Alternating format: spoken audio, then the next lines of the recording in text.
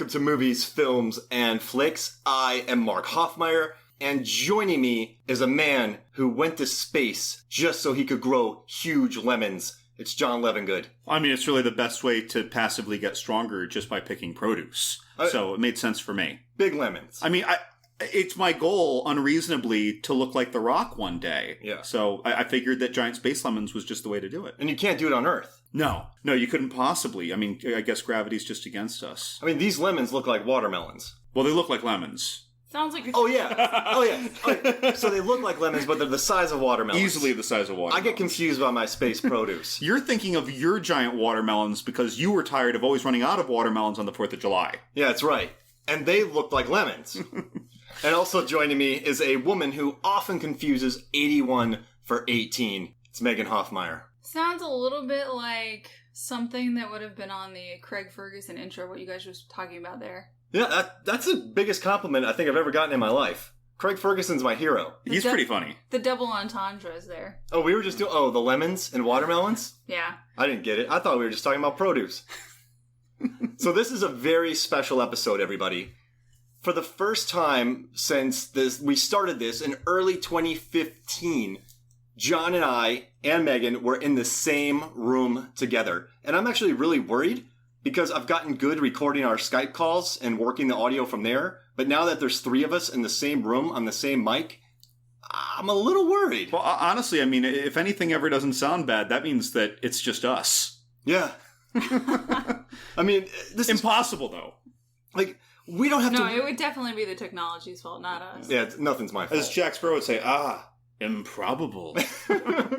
Like, this is... We normally you're on Skype. And then we have internet problems, and then we can't use the video, and then we're doing this and that. I Hulk out, I'm throwing things across my room, I remember one time we both got so frustrated we fell asleep, and then woke up at 2 a.m. Like, you woke me up because I was sleeping at the thing. We passed out. We've definitely begrudgingly walked away from the computer and said, let's do this next week. Yeah, we've definitely... And now we're in the same room for the first time ever in 3 years. This is just kind of pulling back the curtain a little bit so that people can see the technical difficulties held by the great and powerful Oz of podcasting. Yeah, that's right. Well, if it is the technology's fault, I would like to thank Amazon's excellent customer service in advance for if I have to return this mic. That's right. We got an amazing Blue Yeti wireless mic. Right now we're working the bidirectional setting on it. We tried omnidirectional, but we found the bidirectional to be a little bit better than omni. A little warmer? No, warmer. Wait a minute, if we review this, do you think that they'll give you a refund and then Amazon can sponsor us? Yeah, let's have Amazon sponsor us. Someone from Amazon has to be listening to this.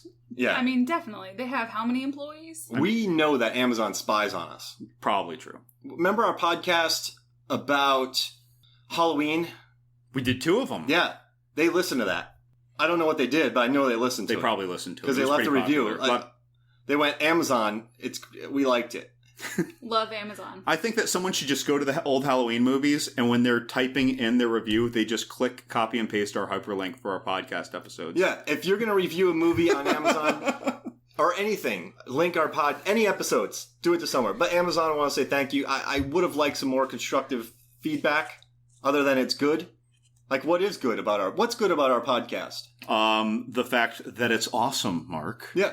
I mean, it's awesome. What's good about it? The content. The movies that we discussed. We picked some good movies. The smarmy, snarky banter and our use of irregular adjectives to describe our own zaniness. I once turned pith to 12. That's some thick pith. I skipped 11. Are we back to the lemons now? Yes.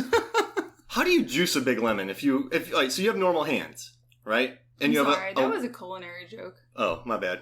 But you have a watermelon-sized lemon. How do you juice it with your hands? You just, squeeze it? I think you need some kind of, a death device from, one of those Cannibal Ferox movies from the 80s that those Italians were making. Oh, man. I mean, they obviously had a big knife to cut it so cleanly in half, so they probably have a giant lemon juicer. Something like a giant cigar cutter shaped like a human head.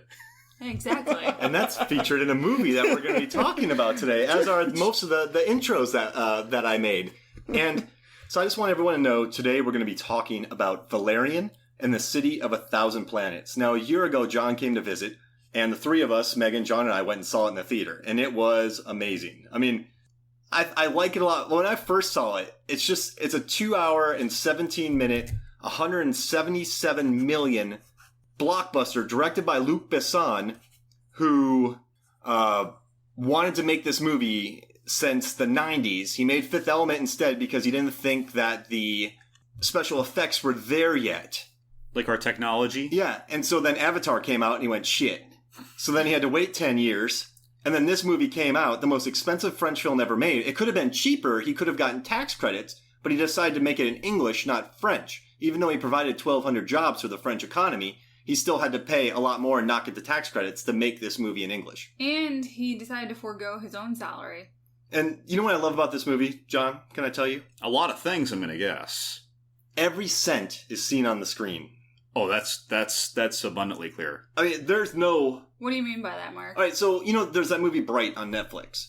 It costs $100 million to make. To make? To make. I'm a little surprised. I haven't seen it. Yeah. But there's probably a reason. Yeah, I mean, the budget probably went to Will Smith. But when you're watching it, you're like, this is not a $100 million movie. Like, this is a $20 million movie, and Will Smith got 50. I mean, it definitely looks clear, but, the visual effects are nothing like Valerian. The graphics and the world building that they did in Valerian are just so impressive. And you basically have, what, L.A. in Bright? Only having seen a couple of clips online from Bright, but I gotta say, having now watched Valerian for the second time, almost this entire film is the equivalent of effects diversity of the cantina scene back in the day in the original Star Wars trilogy. Right? I mean, we are just constantly bombarded. You could watch this over and over again. People talk about how Ready Player One, someone listed the 231 or whatever it was Easter egg moments that were just on for a second. This film probably has 500 things that we see for just a second in so many of these scenes. It's really impressive. I was writing notes when we just watched it again. We're 37 minutes into it, and it felt like a full movie. Like, I'm not hating on it. Oh, because of the great bazaar scene. Yeah. The what was it Big called? Market. The Big Market. Big Market. Welcome to Big Market. I mean, so much has happened by 37 minutes. It feels like a movie into itself. I mean, this movie I love it. I'm a big fan. Would you call this a movie, a film, or a flick? I would call it a passion project. Passion project. So, movie. A movie-film hybrid? Yeah. Okay. Yeah, I think that's more fair.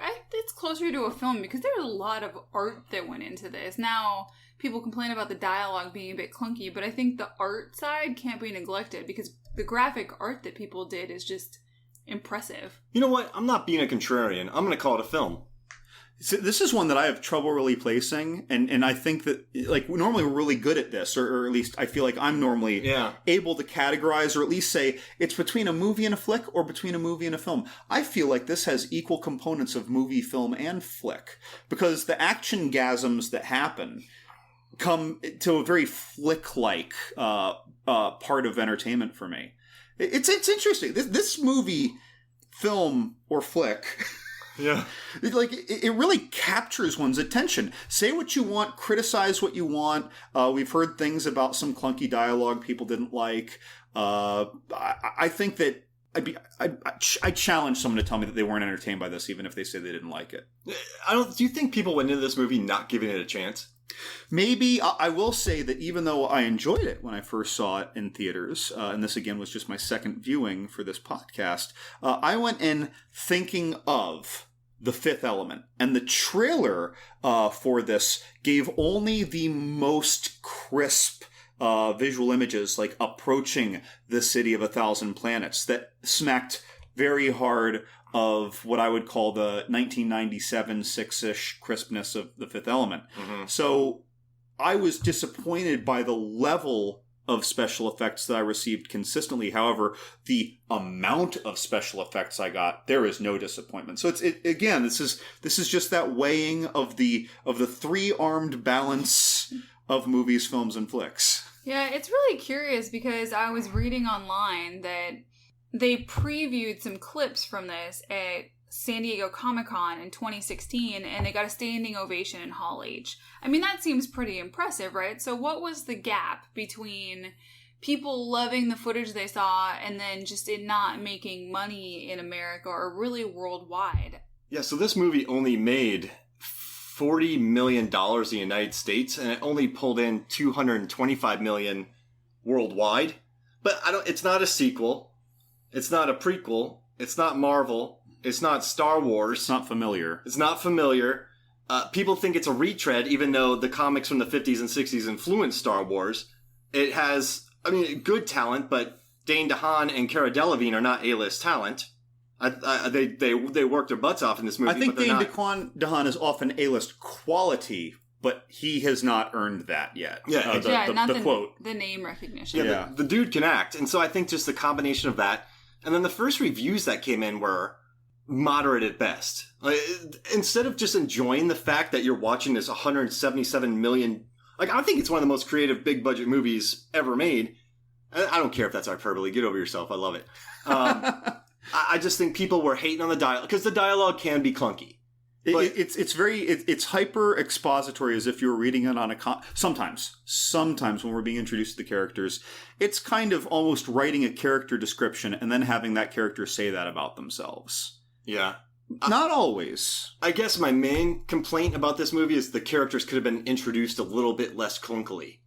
And if you'd introduce them and then get some clunky dialogue, at least the introduction isn't clunky right off the bat. Well, for the main stars, yes. I would say that the introduction of all the different societies when the captains are welcoming them to Alpha or the City of 1,000 Planets, that's really well done. The music is fun. Bowie. The intros are fun. It's very much like the very first episode of New Who or the second episode when the Doctor takes Rose up to the end of time to watch the destruction of Earth, and they're welcoming all these cultures. Yeah. It's a lot of fun. That was very inspiring. In fact, that was true filmdom. Those first, maybe 4 minutes of that introduction of the 1975-ish to Into the Future, as it was the Russians and the Americans. We bring in the Japanese or the Koreans. We bring in yet more people. Our first aliens, weirder aliens, different aliens. We don't know how to greet these aliens, slimy aliens. But Fish aliens. But I liked how with that great classic music, and every approach, though, was the same. Even though you'd see the captains get older, and then it would be a new captain. The captains will get older.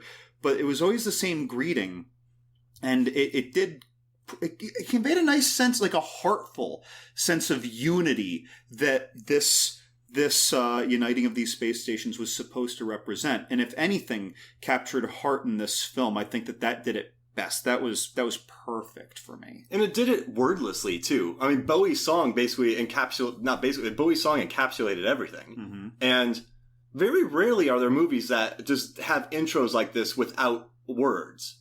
A lot of work. They introduced 6 different alien species, and one of my main complaints of the recent Star Wars movies, even the Solo was good, but the J.J. Abrams, Rian Johnson, a lot of the aliens in Canto Bright, and then the aliens in Maz place in Force Awakens, they just look rushed, and I didn't buy them at all. But the creatures in this, I was all in. I never I know I'm bad scoffing at monsters, but I was looking at them going, I like these. I love the creativity to this. I think that's fair. I think I want to agree. Was there the same... Do you think that there was a difference in CGI quality relative to quantity of aliens balancing those differences? Or do you think it was just where they aimed their money, interest, and enthusiasm in general? With this movie or Star Wars? Well, comparing the two. Like, if you say you like Valerian's aliens more than the recent Star Wars movies, do you think it's because they put more or less money into more or less aliens to do it? I have no facts on this, but in my heart, I think Luc Besson, the director who did Professional, Lucy, Fifth Element, great films, looked at his people who designed these monsters and said, if they're terrible, I'm firing you. Because I just think he wanted these things. This is his passion project. And I think in Star Wars, when you watch these movies, they're very much afterthoughts. I feel like someone had like a roll of toilet paper on their head in the cantina. Like they're not, they seem like afterthoughts to me. Well, and like what you said, there's also the Luke in the Bright conversation we had a little bit previous to this. Luke didn't take his own salary. You've got a little bit lower grade stars that don't cost as much money. And there are big stars in Star Wars like Woody Harrelson, and you've got Ron Howard directing. He took a paycheck. Yeah. And then you have the previous directors who also probably got paid. You couldn't have put Will Smith in Valerian. But again, this was Aardman doing the graphics for this. And they're... WETA. WETA. Well, they're exceptional. Yeah. Aardman would be sweet. Any of them. Aardman's the best. Leica. Yeah. Ooh.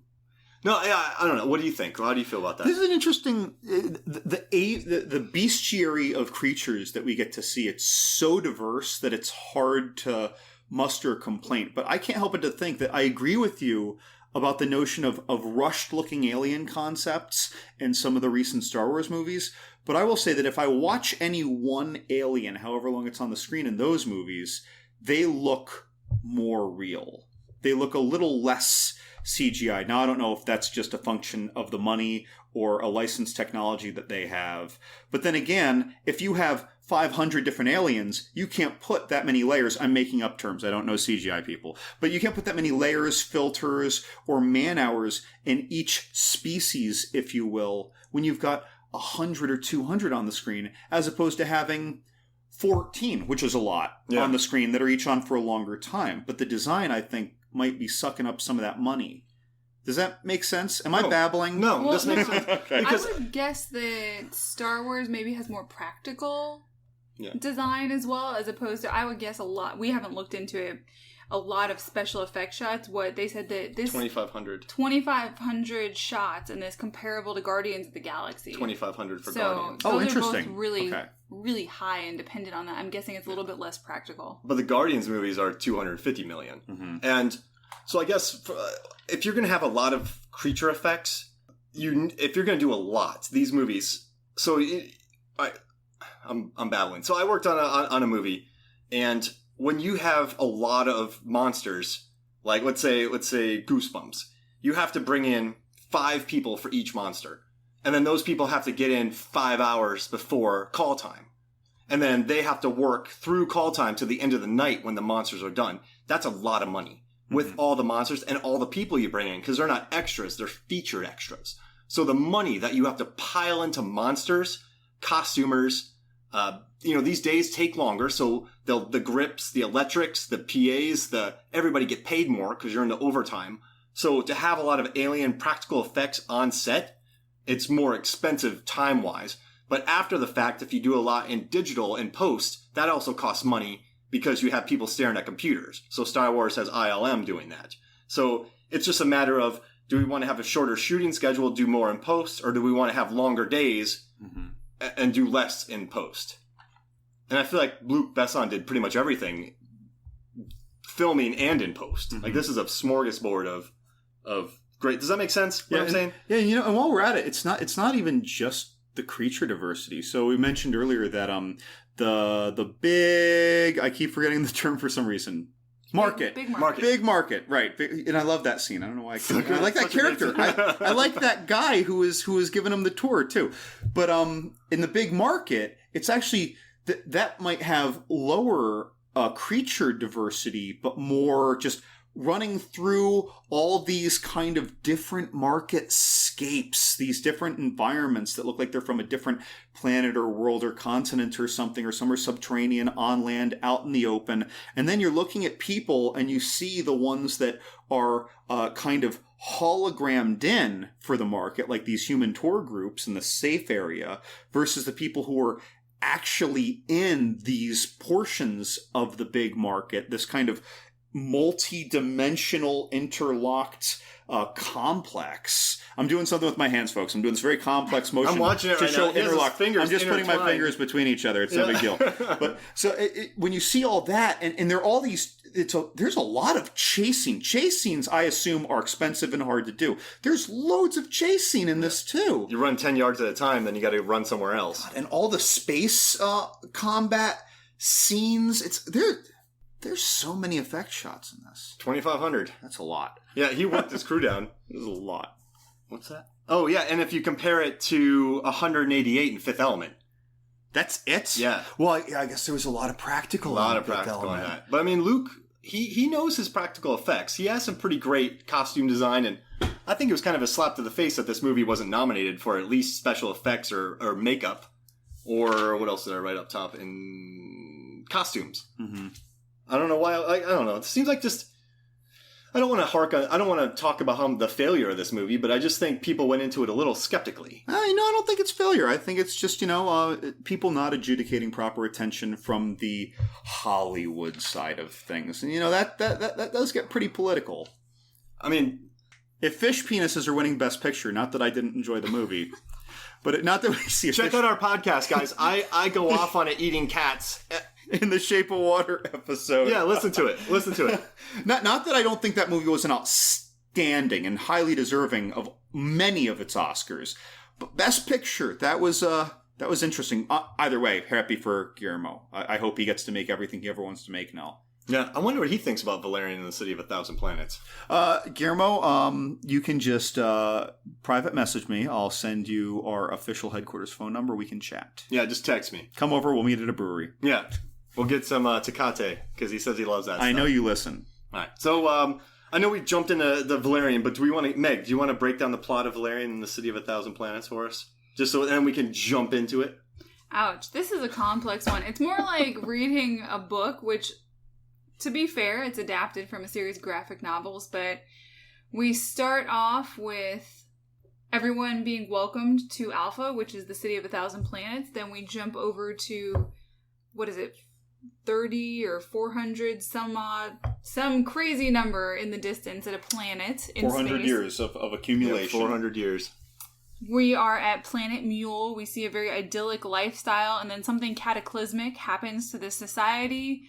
A very small group of the members of this group, I think it's the royal family and some of their followers, get into a ship, and their daughter is left outside. That's the last we see. The planet's destroyed. Then we shoot over to Valerian and Laureline on their spaceship about to go on a mission.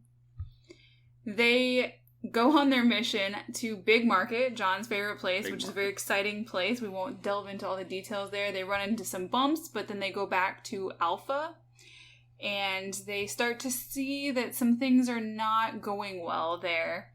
There's some mysterious happenings, and there's some sort of government meeting happening. Clive Owen is the commander. Commander Flit. Arun Fillet. And he gets kidnapped during this big summit government meeting of some sort with all the different species. And then they go off on a mission to find both him, and we go through some hijinks as Valerian and Laureline get separated, reunited, separated. We get to see Rihanna doing a very exciting dance in all kinds of different costumes. And then we get to the conclusion, and we find out that Commander Fillet is not a very nice guy. And this was all basically a spiraling cover-up for something he did in a space battle that killed the entire planet of Mule. But these are very forgiving people, you see. And they've forgiven him, and they just want to go off and be left alone and start their society again. Their little beach Navi life. Yeah, they're beach Navis. And it's funny, Luc Besson, when he saw it, he went, crap. But I just want to say, Megan, that's a very good job breaking this down, because I've had to explain movies before and I've completely fallen apart. I think John had to, fan me through the computer. I would like to say that I had no idea I was going to do that, so thank you. That's how it always goes. It's how it always goes. Yeah. We ambush each other all the time. Yeah, hey, Mark, do you want to explain this movie? So then this guy, surf ninjas. So it's these kids, and then there's this guy, and then there's Leslie Nielsen, and then they're playing a Game Boy, then they go to a place, and then they surf. Then there were Ninja Turtles. No, wait. That was when Ernie Reyes Jr. did the other movie that we saw of his. Other one with ninjas. Then Leslie Nielsen gets electrocuted, squeezes balls. Oh, is this the time we had the confusion about ninja assassin type movies with a friend that was over at our house? Oh, yeah. My cousin came over and he wanted to watch a movie. He wanted to watch Ninja Assassin. But I said, oh, have you seen 13 Assassins? He's like, yeah, that movie. Because they're ninjas and they're assassins. So then we went and watched 13 Assassins. This is a Takashi Miike violent classic. That's one of my favorite movies of the 21st century. And he was very confused. Completely subtitled. And then he came back to me and he said, I just saw 13 Assassins. I'm like, do you mean 47 Ronin? Wait, are you talking about 13 Ghosts? No, 13 Assassins. Casper the Friendly Ghost? Wait, what? The Ring? Play Misty for me? Was that the third or fourth Dirty Harry? All right, so and also for all the listeners, we're going to be soon covering every single Resident Evil movie in order, 1 through 6. But we had a conversation earlier where we swore that there were 7, and then we mixed them all up. And then we convinced ourselves there were 7, but then we found out there were 6. And then we didn't know which one was on an airplane. These movies, I'm still confused. There's a lot going on with those movies. I'm excited to cover them. There's a lot going on, but that'll be fun. Yeah, that'll be good. All right, so Meg, you broke this down. So I guess, first and foremost, what do you think about Dane DeHaan and Cara Delevingne in this movie? I like Dane more on delivery. I feel like sometimes she's a little off, and it's like a whole scene. It's never just a line. It's like 30 seconds. We'll feel a little off, like she's trying. And then other times, she really seems to nail it. And I swear to God, if you look at her eyes are telling you could mute it and just look at her eyes and know if she's really in it and she's nailing those lines or not. I don't know what's going on there, but she's newer to acting, obviously, than Dane. And Dane, I have a soft spot from Cure for Wellness. Listen to that podcast. It's great. That movie's bonkers. Yeah. I think my favorite part with her is when she's abducted into that alien group and she's arguing with the woman who comes to dress her. And her reactions are just great there. And she gets so frustrated and her facial expressions are very funny. But overall, I think you're right. Dane is, he's superior in delivery. I don't know that she was given great material for lines. They're a little bit basic. It felt like when there's not a joke in the delivery of the exposition, it falls a little flat. When there's humor involved, it tends to be good. And when it's her being reactive and not delivering exposition, like you said, with this kind of like, I don't know, cave troll woman alien species who's showing her these dresses. It's almost like the Milan matchmakers or something. And the other ones were just staring blankly, like while they were all, I don't know, cleaning clothes or something. Like their loincloths. Like waist-high spa tubs. Oh, yeah. Tubs. They were relaxing. Oh, my God. I didn't even realize that. Another Cure for Wellness tie-in. There we go. But no, so I enjoyed her. You're right. When she's being serious or she's scolding him, that's when she's a little bit less strong. But overall, I really, it's typical. They seem very YA couple in a movie. And that's fine with me. That's fun. Yeah, I think you nailed it, John. Sometimes there's actually one scene in particular that I really notice. And, Dane's been at the game a lot longer. Very good actor, seasoned guy. But there's a scene where it's Cara and Dane and Clive Owen's in the forefront and they're in the background. Dane's listening to the conversation and he's not moving his eyes. He's been around so he knows how to pretend to listen while they're standing in front of a screen. He just looks like he's listening. But Cara's kind of doing like eyebrow movements and she's like moving her eyes all over the place and she's like doing looks. And you can tell the kind of difference in acting, but she hasn't been doing it that long. But I also think she has a great screen presence in this movie. And I think, and also, Megan, we talked about this with Luc Besson's history with hiring Mila Jovovich. For The Fifth Element. Yeah, and like Scarlett Johansson. I think he likes his really, I don't know, pretty actresses to be in his movies. He likes the pretty ladies. Yeah, that's right. And so, I don't know, but I think she handles it really well. I think she was better the second time I watched it than the first. Yeah, and part of that for me might have even just getting the tone of the movie down, getting my expectations right.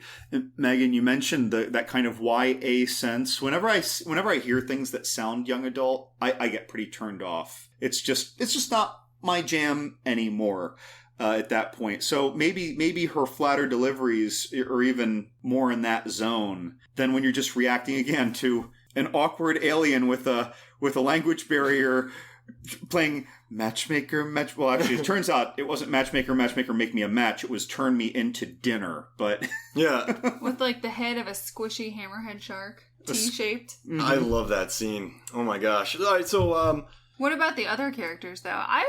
My favorite is probably Octobar. Yeah, General Octobar. He's a good dude. He's got a great delivery. He does serious well. Yeah, he's a good guy, that he doesn't really do anything wrong in the movie, which is so refreshing. You kind of root for him. He's not condescending or a jerk. He's just trying to do his job. When you see Clive Owen in this movie, I feel like he just went to Paris, and I think he just drank a ton of booze, and he came to set and was just sweating stuff, saying whatever lines he got. He probably got $4 million for 2 months of work, a month of work, and got to hang out in Paris. He just looks very sweaty and angry in this movie. It's funny because I had seen this movie before and I totally forgot he was in it. Yeah. But so then when he comes on the screen again and I say what I'm about to say, I said the same thing when I saw this in theaters when I looked at whoever was next to me at the time is, Clive Owen, what are you doing here? Yeah. Like, why are you here? But I mean, look at the pedigree in this movie. Luc Besson. This guy makes gold. And I don't know, he went to Paris. And Clive Owen is a great actor. I just don't know why he was here. I mean, I do love his costume, though. The brim of his cap has, instead of gold leafing like you'd see on the military commanders here, he's got gold embroidered computer chip looking patterns, and then the crest that they snap on to him is all made of computer parts and hardware in gold. So it's pretty fabulous, very high tech. Now, sweet breast. Maybe I didn't catch that right, but I assumed that was like the heavy rigged scaffolding almost of each space station as they were coming together. Oh, that's kind of cool. On his hat? Yeah, like on his hat, like it was for Alpha. I didn't even notice that. That was my guess when I saw it. There's a lot of stuff I didn't pick up on until now the I got to fifth see time. this again. 5 times watching this movie, and I still was unsure of plot Now I elements. got to ask myself yet again in the future, Clive Owen, why are you here? Yep. Another one funny thing that when we were watching this movie, we had a great conversation with. So when Planet Mule is blown up, the princess shoots this shockwave, and 30 years later, it hits Dane DeHaan. So is this shockwave floating through space for 30 years going, are you good? Nah. Are you good? Nah. I mean, that was my theory. I stand behind it. Is she just alive in that shockwave? I mean, if that That's her shockwave... soul. If that shockwave is slow enough for us to see it happening, it is traveling through space. Nothing like a radio wave. So it's very slow. Apparently. I'm just trying to rationalize It's a very this. picky shockwave. And yeah, that's right. And It's a soul they said that wave. she was searching around. I don't know. Maybe she bounced off of one of like the 80 or something moons of Jupiter, and then came back and Did she found sightsee? Dane. Maybe she hung out on the rings. And then I like your Saturn. language. She picked a lecherous young man. She did. She picked it. He's a ladies' man. Maybe she was intrigued. Hey, he's got his wall. What does he call it? His playlist? She had 30 years, and she picked a lecherous dude who slept with every female that he ever worked At with. the time that she died, she was eyeballing a nice guy from her group, so maybe she's thinking, I'm never going to get with someone. This guy looks like he knows ladies. I'm going to get in his head for a little bit. You know, and Dane DeHaan does have a very lithe build, much like these beach Na'vi. Yeah. There you go. Yeah, if you shaved his head and put some stuff on him, he would look like one of them. Yeah, just a couple little bit of blue powder, rub that all over him. Give him a very awkward staff. Yeah, which when you walk with... Mark, you point out, yes, that they were probably all weapons, regardless of how they were shaped or looked.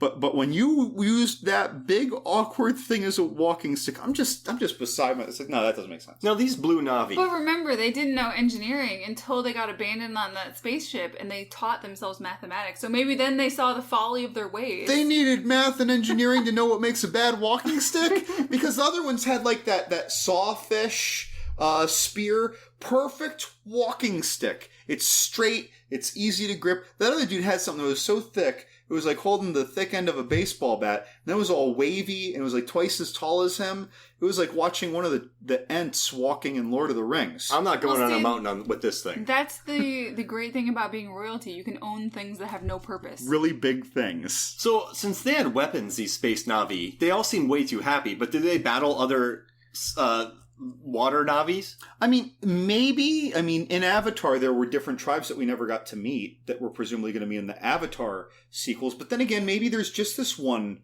happy, peaceful race of beach Na'vi, and maybe that's to fight sea monsters. Maybe it's for hunting. Maybe it's like whaling almost. So you're saying you're speaking my language. Like a Waterworld sea eater. Listen to our cinematic Sea Beast tournament 2-parter. I'm all for Sea Beasts. And Valerian has Sea Beasts, which are featured in our podcast. The little bit that I read about this, and I mean, that's not even diving into the actual comics. Diving right in. The little bit that I saw online when I was looking up information about the movie was that they were a very happy race who gave back to the land as much as it gave to them. So maybe it was just a very small planet. After they had a very cute, sacred dragon puppy, very painstakingly by its facial expressions, poop out the clones of these very valuable energy-efficient spheres, pearls. Well, that moves us into the plot of the movie. The mule converter. So this little space puppy, dragon puppy is fed these pearls, and it has 10 times the electricity, and once you put it in its mouth, I would put little liquor bottles in its mouth, have him poop it out. That'd be great on a plane. He'd be save a lot of Poor money. guy. He'd save a lot lot of money. That would be horrible for him, but Poor little thing. yeah, so the mule converter ends up at the big market. Right. And some of the Na'vi, can we just call them Na'vi? Beach Navi. No, Beach they're Na'vi. called Beach the Na'vi. pearls. They Oh, are the pearls. Yeah, they are the Or pearls. sand Navi. Pearl Navi? They're the pearls, and the mule converter, his name was Mello or Milo. Okay, so If I was James the pearls. if James Cameron is listening, I'll bet he's so glad that we're referring to them as Navi so many Yeah, you're times. right. 'Cause I think they came first. They came before Avatar. I mean, but were they illustrated? Yeah, it was a comic book. Did they look like that? Yeah, it was a I don't comic know. I've book. never seen them. In the 60s, 70s. So Yeah, Cameron there were ripped them people off. who tried to break down the movie just based on the trailer before it ever came out, and yeah, they knew based on just the stuff in the trailer what everything was. Wow.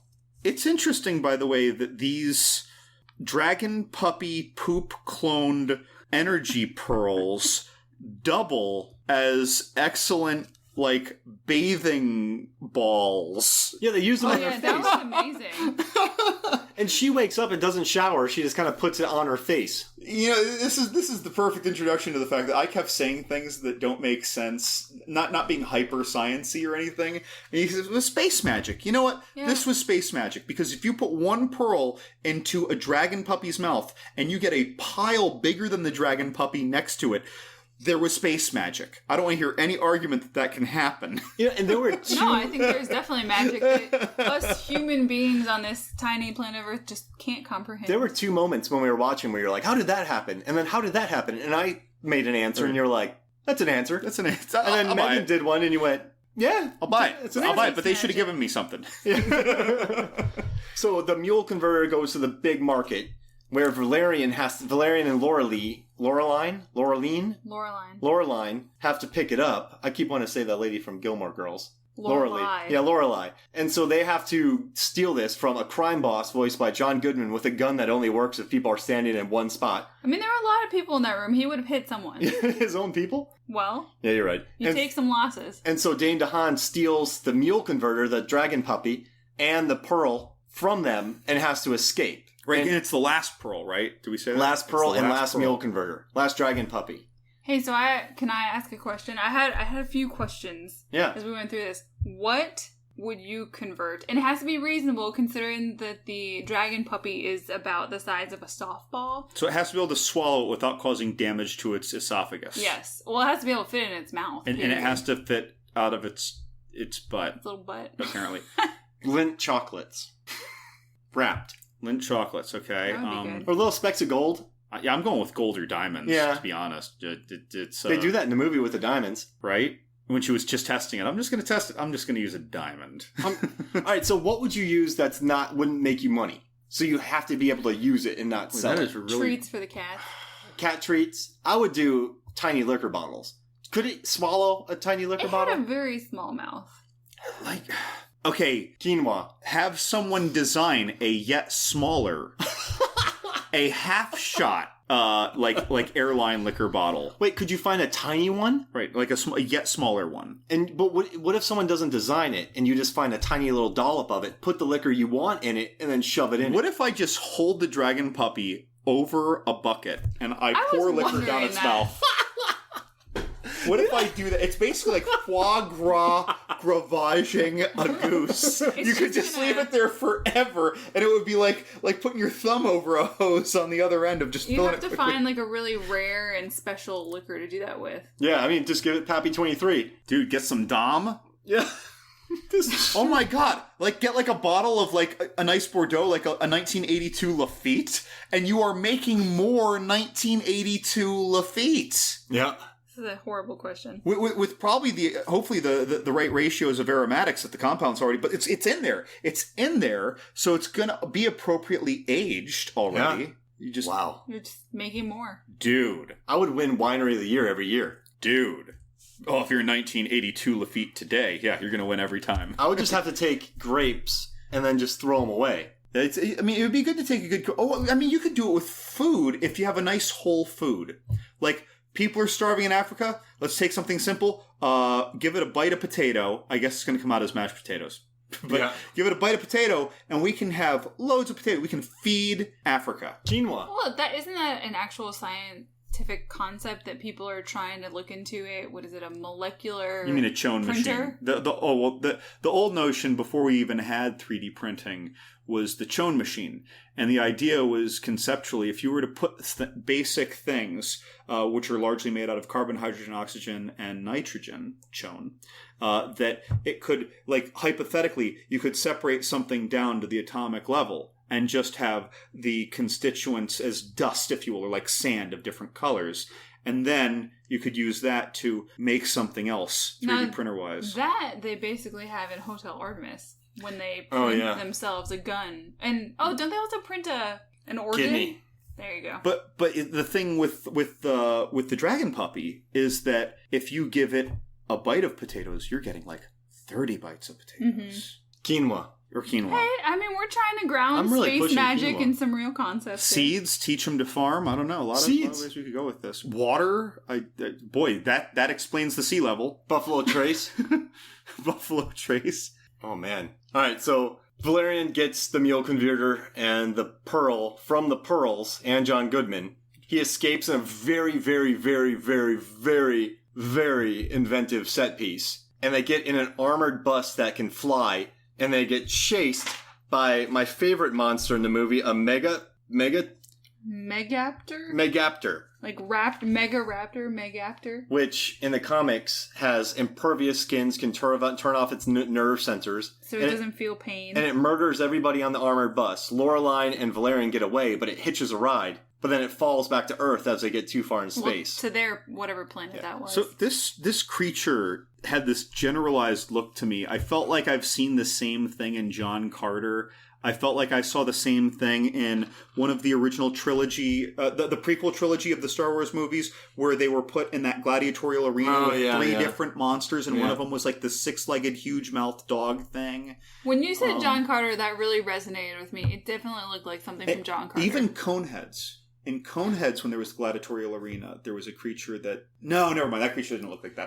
Now I'm going into alien arenas. I'd be so mad if that thing kills me, because I thought it was cute. I felt bad for it falling off Alex, the spaceship, which is Valerian and Lorelei's spaceship. But then I read this online about their history, and now I feel much better that it survived, even though it murdered people. You know it survived? I mean, I feel like the description hints at that, but... Its organs could have been crushed. Its skin was impervious, but space magic. Exactly. These are aliens. What do we know? Space. Well, we know magic. What they said about the pain receptor. I'm just saying. You know what, though? That thing could fall so far and fall into a crevice and not be able to get out. That's like a Hulk and then starve. No. It wouldn't feel the pain. And then it would collapse over it. It would asphyxiate. Yeah. Well, there you go. It would asphyxiate or it would without live, pain. Or it would live because... That is not a good way to... or it would just crawl up because space magic. Yeah, space magic. Space magic. It could burrow through. I mean, oh my god. Do you know what I'd give to that dragon puppy? An infinity stone. Thanos would be so pissed. Oh my god. Hey, Thanos, I got one too. Actually, I got 16 more. My buddy's got them now too. You cut to like 8 people just going, I got a glove too, Thanos. I got a gauntlet as well. And he's looking at you like, how'd you get that thing to eat that gauntlet? Wait, who are these southern men that are... Hey, isn't he from Missouri? Wait, Brolin? No. Thanos is from Missouri? No, Star-Lord. Oh, yeah. Yeah, he just went back to where his mother was from, and he found like some crew of like 50s greasers or something. The entire or like a bluegrass band. Hey, I got it right. Yeah.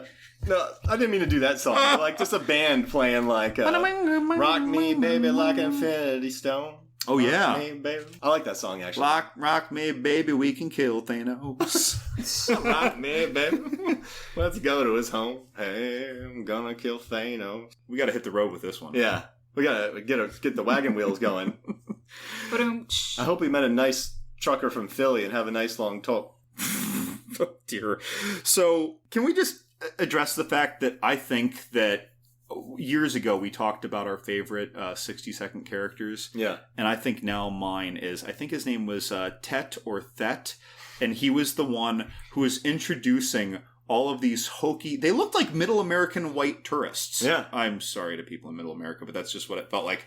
I think that's what they wanted. You're right, yeah. I mean, it felt like people from smaller towns far from metropolises going on a tour of things they've never seen, and he's explaining it to them. And this was the exposition that was fun. This is the exposition that doesn't feel like, stupid exposition. Because the tour guide's doing it. Right, because he's explaining kind of the rules of the market. Listen to him explain the rules and the world in the background while the characters are doing something different and not doing the annoying expository part. Yeah, that was pretty fun for me. I really wish we saw a couple more blips of him, like punctuated throughout the scene. Maybe not a lot, but that was a lot of visuals. Like he could have just run past them. Here's this or here's that. Yeah. Right. Like he was really neat. He was good at his job because isn't it neat? He got Wouldn't you say Mermaid? my collection's complete? He had control from the beginning. We just did a tour, and this is going to sound pretentious, but we did a tour in Milan where the tour guide lost everybody immediately. This guy had control, brought his entire group in, brought them all back out. He was a good tour guide. I mean, to her credit, she did yell at people when they were talking while she was talking. Yeah, it's true. He was Told them to be quiet. Yeah, it was good. He was a good tour guide, though, and I would have given him a tip. I'd have given him a tchotchke. So, and that was when we saw Valerian kind of continuing with, as we learn about his relationship with Laurie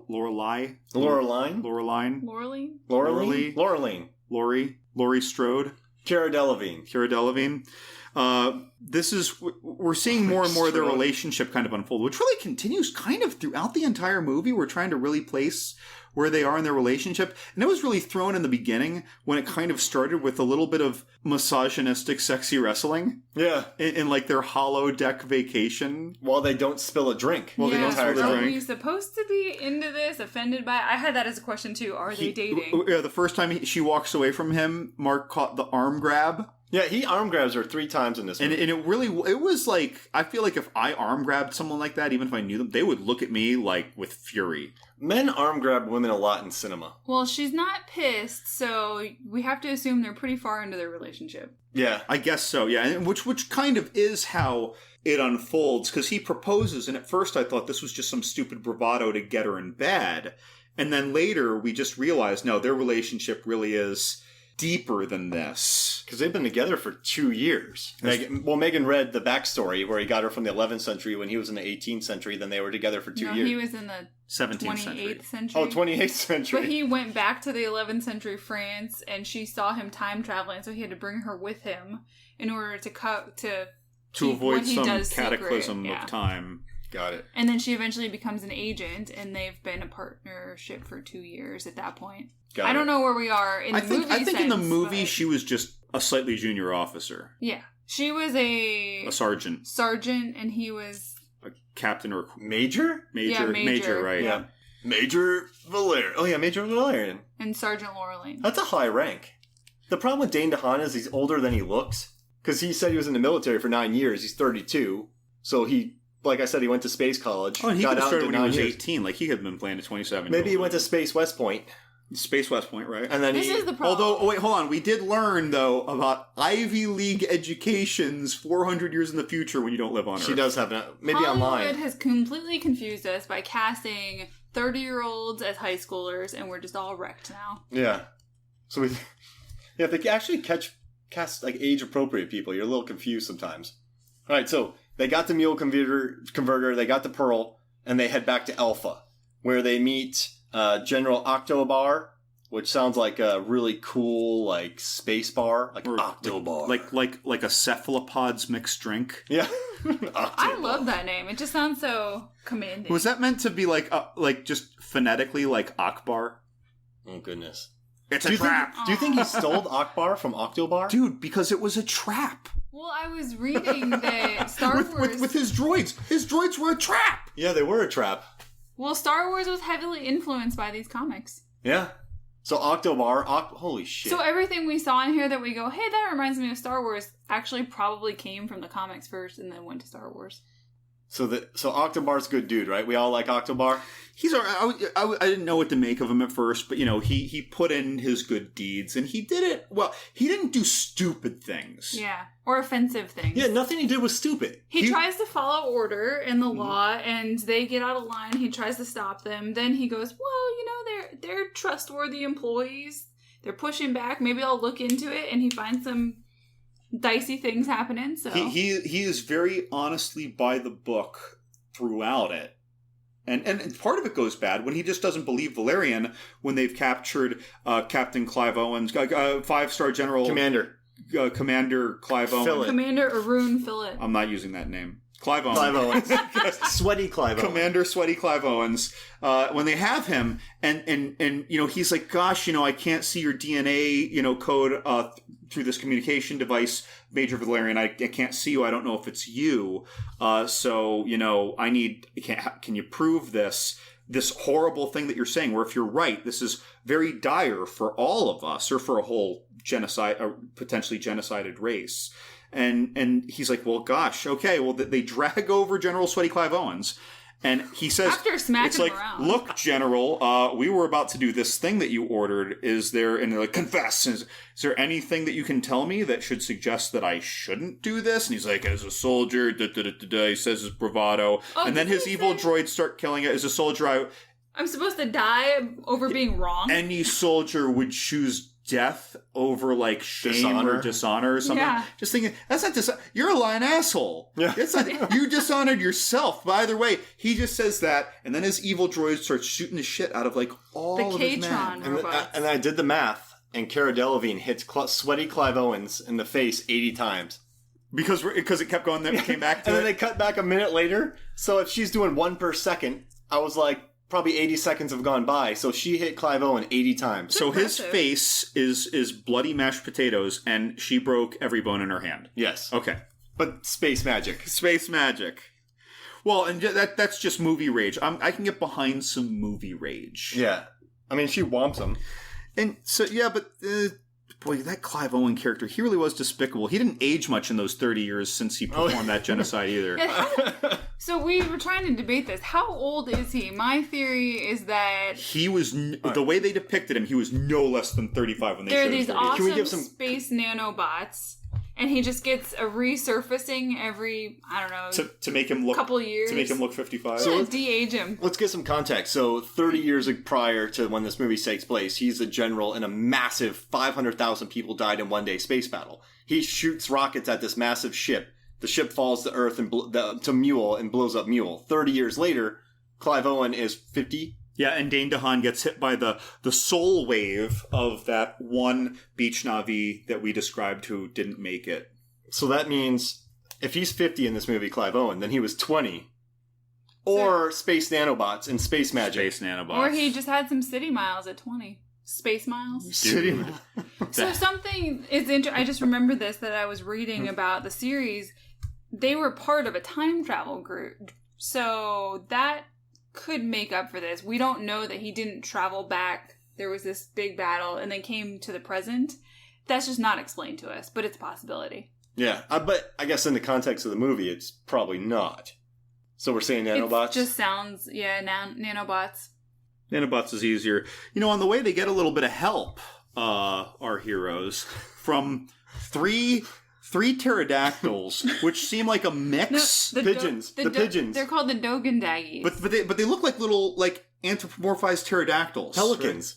Right? Yeah, that's what they look like, pelicans. But so, and they seem like a cross between some quibbling elderly people who are knowledgeable, though, in a Woody Allen movie, and the 3 hags that formed the Oracle Coven in Clash of the Titans. Oh yeah, and this is actually this is a very typical trope. It's just not typical of a particular genre. That we're all going to finish each other's sentences with all of our meddlesome information about what you need to do in the future that we know that no one else can know. And in this case, it was because they're basically hypercognitive. They're just deductive. The history on them is that they're always born in triplets. And they share their thoughts with each other psychically, and you can't understand them unless all 3 are together. That's cute. I like that. But they don't know what pigeons are, so I don't buy it. Pelicans. No, she calls them pigeons. Remember when Cara goes, "Get away from me, pigeons." And then they sure go, they have books. And then they go, "What are pigeons?" To teach them about the past. I'm calling them pterodactyls. So I like pelicans. Well, pigeons. but the past, though, It all starts with P. we're at the city of Pelodactyls? 1,000 planets, so the information at hand is of 1,000 Exactly. histories. That's too much history. Listen, you need to know what pigeons are. It's too much history. The world needs to know what pidgeys are. This is the world of, this is the city of 1,000 history majors. Just like we were at the market of 1,000 bazaars, and we have the Valerian of 1,000 playlist. Oh, yeah. All right, so they get back to the planet. Clive Owen's a jerk. They have this big meeting. Laureline and Valerian do security. The Pearls come in and wipe out everybody with goo guns. Okay, how do they survive? How does one survive a goo gun attack? They all just fell asleep, apparently. Yeah, so when you get slimed like that, you are not going to be able to breathe. It must be somewhat breathable. Otherwise, everybody would be dead. Because they all lived. Space magic. Did they all live? Yeah, because remember she said, remember when she's lecturing Octobar and she has, Cara Delevingne pulls a nice tear in her eye? And Octobar has goop all over her shoulder. Okay, all right. And then she goes, "None of us died, they just put us to sleep." Okay, all right. I do love... But they both woke up coughing, Laureline and Valerian, so it must smell or taste really bad. Okay, so maybe this is like in The Abyss, when they had the technology instead of hypersleep because of the intense pressure of deep sea travel, you would be encased in a fluid to protect you, and that fluid was like an amniotic fluid so that you could breathe it like a fetus did. Maybe that was like that, but when you come out of it, you're transferring from whatever kind of respiration that is allowed through the goo is now taken away, just like Ed Harris was coughing when he came out of that tank of fluid. Love it. In The Abyss. You just nailed it. And I do love watching Dane DeHaan slip around. And we have to remember that they're a peaceful race, so it would be counterintuitive to think that they were killing everybody. The Pearls. And there were fluid tanks where people didn't actually die in A Cure for Wellness. So it would be counterintuitive to say that Dane DeHaan isn't playing the same character that jumped in time! No. That jumped in time! He brought the technology! As long as there's those nasty... No eels, please. No eels. Instead of eels, we're going to shove our head up the, that's not its mouth, of a male jellyfish for 60 seconds to play ESP games. And, stick her head in the butt, and then she remembers it.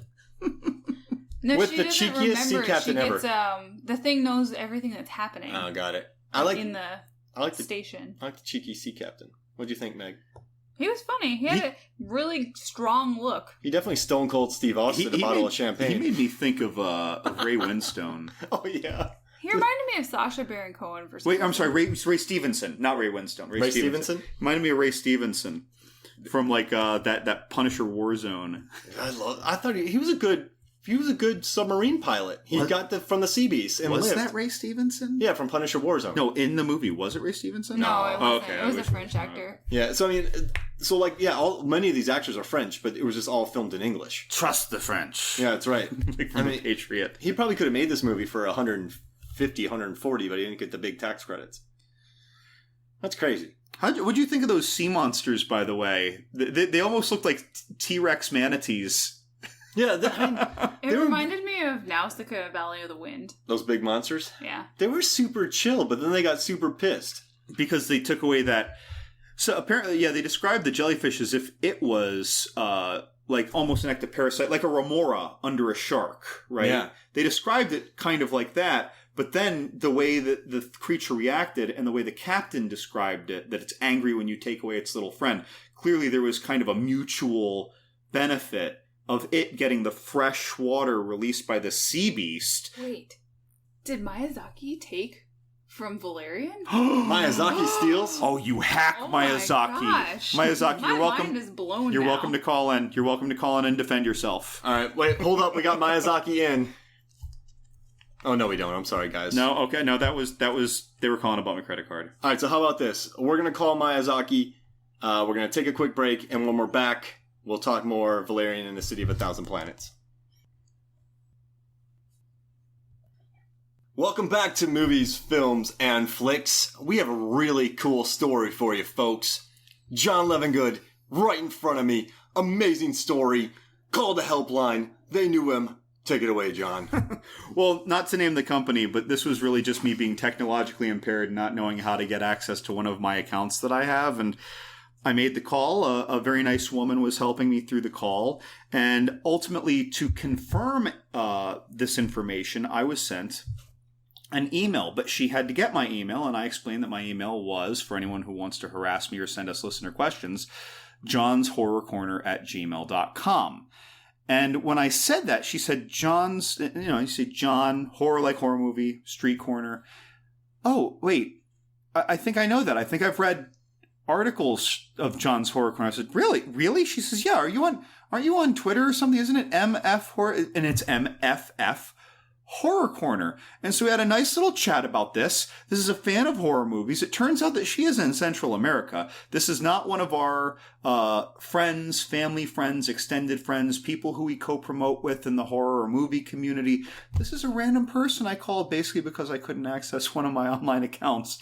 And they heard of us. And I don't know, that was just so awesome. Yeah, I don't know if that person's listening. If you're listening and I can ever give your name because I don't want to say anything right now, shoot me a message because I'd love to give you a direct shout out. I mean, you have almost 30,000 people on your Twitter following. So people know you. I guess so. I mean... People, we look at our stats, people read a lot of your back catalog. Right. I mean, the horror fans can be fanatical. I'm one of them. So I get that. But you found a really good niche, too, because you write about horror movies. Well, I said you write about mainstream, non-mainstream, and incredibly non-mainstream horror movies. Right. So, I mean, you got a market. Honestly, though, you got a corner. It's funny, though. I do that on Movies, Films, and Flicks, but I'd say a third of what you write is about interesting, indie, unusual approach, genre-splicing horror movies yourself. Yeah, weird stuff. It turns out Movies, Films, and Flicks should almost be like Movies, Films, and Flicks in parentheses, about 40% horror. Yeah. Like, how far did Nick Cage run in a bear suit? Like, right, in The Wicker Man, though. Yeah, exactly. Speaking of which, I read that one of Luc Besson's favorite movies is The Wicker Man. The new one or the old one? I don't know. It's gotta be an old one. I don't know. He strikes me as someone who would appreciate a good bear suit punching. We're parallels here. I love the new one. I think the new one is pop art at its finest. I've never seen the old one, and at some point, I really might start touring the truly old horror movies. It's great. It's a great movie. Because despite the name John's Horror Corner, I am not a lexicon of all horror. I'm really more of a lexicon of horror 80s? After 1977. I mean, yeah, I know Texas Chainsaw Massacre, but not a lot of movies in the 70s are in my repertoire. 80s, that's where most of my watching is. That's your meat and potatoes. Yeah, and then 90s and recent, that's just my developmental movie years, so of course I was seeing them. I feel like my speciality has been after 2010. Yeah, you've been recent, and again, like the genre splicers, like interesting Spring independence. And Honeymoon. That's how I kind of made my name. Yeah, is coming up with the best horror movie of the 21st century. You had your friend Zach, who did Beckler. The Interior movie, right? And so we've gotten solicitations too. I'm usually the one who ends up fielding them, but we have gotten a lot of solicitations through our Facebook messages. I definitely pass them along to you. Is that what you're doing? Should I be? No. Like when we get them, I'm like, hey, John, you got this? I should probably cover some of them. You are most welcome to, man. You are most welcome. I see a lot of them, and nowadays I get a little skeptical. It's like, man, I don't know how honest I want to be to someone who's really just starting. Well, we went through a short period where we covered some of the Hitchcock movies. Yeah, that was fun. And I mean, no, I love I love 60s, 50s, 40s. I would love to talk about Nosferatu 22. Stuff like that. I mean, I guess I love the older horror movies because they just influence so many of the current horror movies. Right. It's interesting for me even now.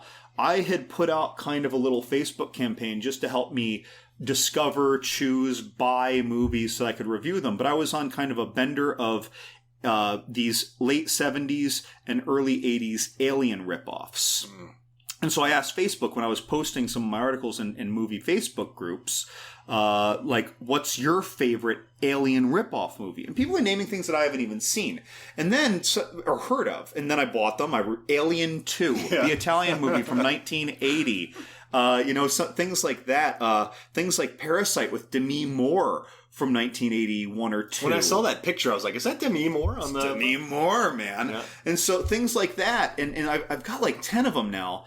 But when I was doing it, some people would even mention other movies that predate Alien. I'd say, well, I'm asking for movies that ripped Alien off. And they said, oh, I'm sorry, Alien ripped this movie off. And I'm just like, wait, hold on. And then other times when I was posting about Romero or something like that, I don't remember exactly what, someone mentioned Planet of the Zombies or something, this Mario Bava movie from, I think, the 60s. So I bought it. I haven't watched it yet. So now I'm interested to see these movies that maybe were the heavy influencers of the movies that I think of as the originators of horror concepts. When, of course, there were 50 years of movies before what I was watching, though. So it's interesting to think about that. Like, I kind of live in this world where I want to assume that people were so unique at first when I started watching. But, of course, that's just when I started watching. They're what influenced me. Which is not unlike today's movie. That's right. But quick question. When did this zombie come out? Zoo movie? Because Night of the Living Dead is 68. Right. This Planet of the Zombies movie... Oh, I'm sorry.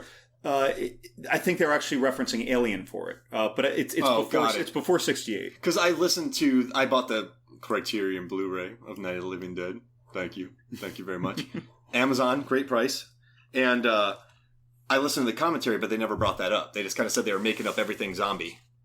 So I was like, crap, did Night of the Living Dead rip something off? Yeah, I think this Planet of the Zombies is 1966 or 5. But I think that it was actually, I think the person was saying that Alien ripped it off. Got it.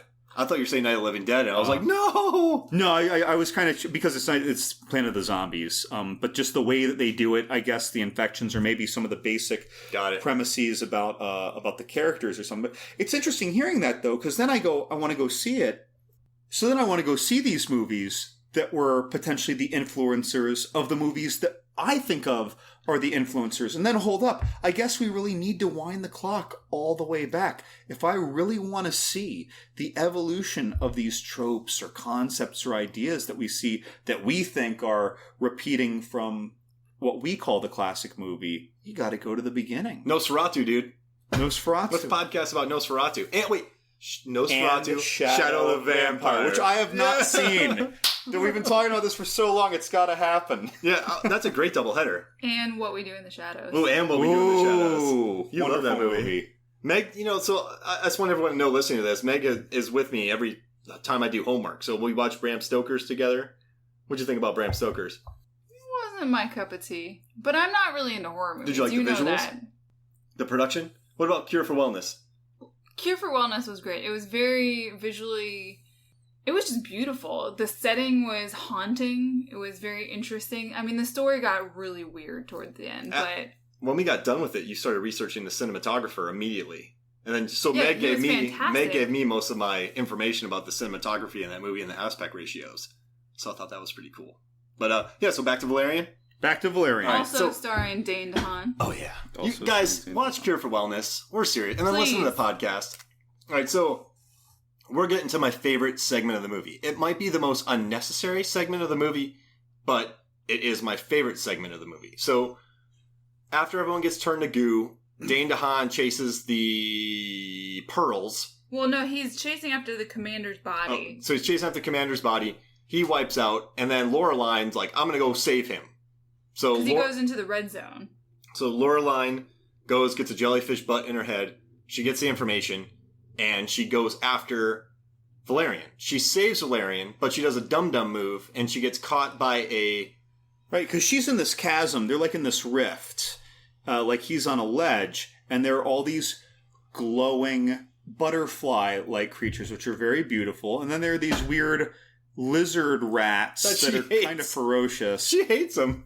And right when she gets out there, we see her see a lizard rat, which summarily bites and eats one of these butterflies, the glowing butterflies that gets close to the ledge. It's a neat little scene about the biology of what's going on. And so eventually she's talking about how beautiful they are as she reaches out towards one.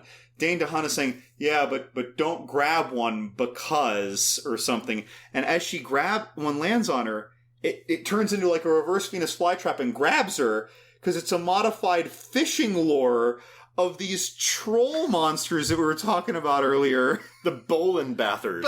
But The what? The what? The Bouillon Bathers. That's what they're called, the Bouillon Bathers. But just before that happened, these lizard rat things she hates, I love that she's walking around and grumpy and she kicks one and follows it up with move lizard. Yeah, she hates lizards. And then she gets caught by a Bouillon But she bather. loves the dragon puppy. Oh, yeah. Why she hate? Well, the lizards are cantankerous. They're not nice. No, yeah, they seem they've got that's that lizard that like you bump into it. It's the one that like, Yeah, she's not putting up It's with a it. grumpy lizard. She's not putting up with its crap. right. Basically, she's like, get out of my face. All right, because they would get in her face. But this thing's gonna grab her. Yeah. Yeah, It's gonna reel her up. I was looking at you, Mark, because this is your favorite scene Alright, ever. so I'm gonna let you She's take gonna it. kill her. She gets kidnapped. She gets taken away in a basket. But she could have destroyed everybody because of the suit she's in. But she gets whirled up to the top. She's disoriented. Oh, yeah, And she gets captured. She gets captured, and Valerian's like, I'm going to save you. So he jumps down the chasm, gets caught by one of them, gets pulled up. And we've talked about this in the podcast probably 7 times. But he gets pulled up. And as he's getting pulled up... On a fishing rod. Fishing rod. When he gets pulled up all the way... Space magic fishing rod. The alien looks really confused. Or the Bouillon bather looks really confused. Valerian pulls out its gun and liquefies its head. It explodes. It's like its entire head was made out of glowing greenish yellow goo. It's like there was no like bone neon. or organ. No bones. No, and that occurred to me too when we were sitting there. I was thinking, if you blew off a person's head, there's going to be some bones and stuff there. This was like when you kill a It's just vampire in straight True goo. Blood. It just explodes into gooey color. Even that, I think, was stringier. You're than true, this. and you're right. There's some latexy Yeah. chunks and stuff. This is just straight goo. This is just slime. It was pea soup. It was pea It's soup. pea soup. It's like, what was that stuff on Nickelodeon? Gack? Yeah, it was Nickelodeon Gak. That it looked neon. But does the crime fit?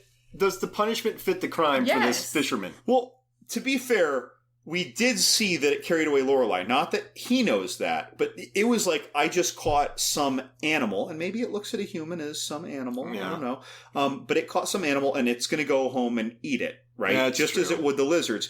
However, if Dane DeHaan didn't know that, they were specifically fishing for, I think, Lizards. these chasm rats. Yeah. These chasm lizard rats. I want to say womp rats. I think It's they a womp rat! I shot him from 30 meters out.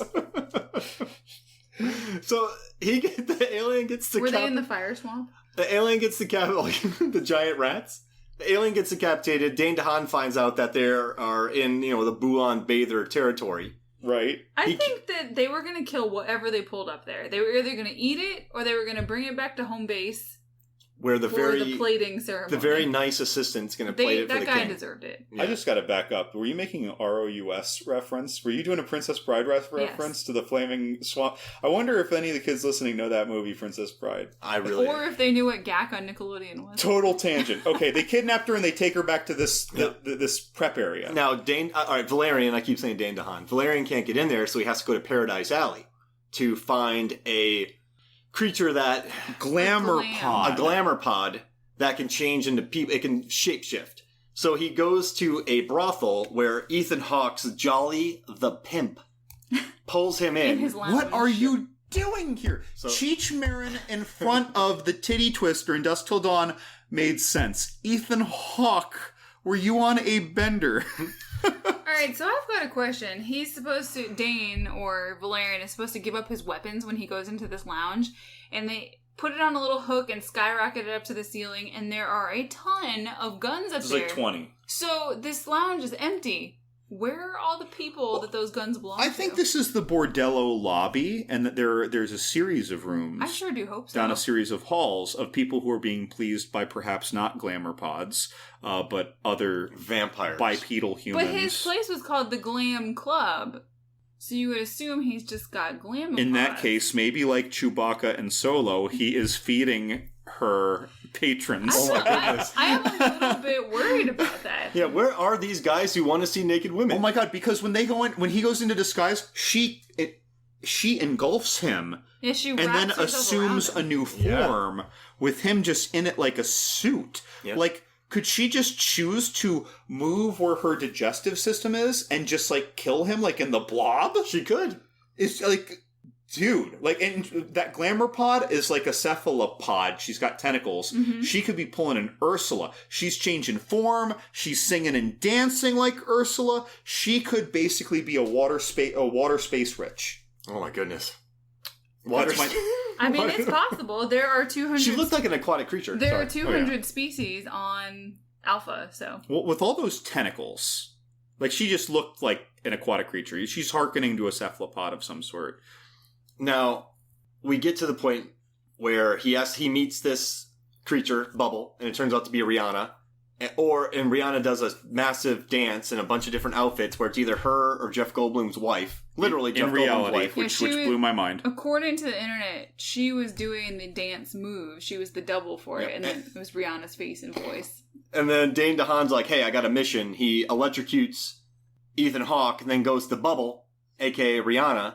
Hey, let's... He said, I need to get my partner back. I lost her. And he has a very earnest moment. He says, I messed up. And she says, Bubble says, why? And he tells her that all he does is flirt and joke and he should be more serious with her, which I thought was very nice. Yeah, you're right. He opens up, Bubble buys it, and then Bubble dresses over him as Ethan Hawke, and then they go to the Bulan Bathers, where she becomes a Bulan Bather, and they sneak into the Bulan Bathers' lair. But no one can go there because I just like saying it. The Bulan Bathers will kill anybody that's not them. They are kind of like the sand people from the Star Wars world. It's like they are that one race that doesn't mingle with any other race. Yeah, they want nothing to do. It says, even on their little lair, it says, keep out, no foreigners, or it's misspelled. Foreigners. Yeah. Ferrigno?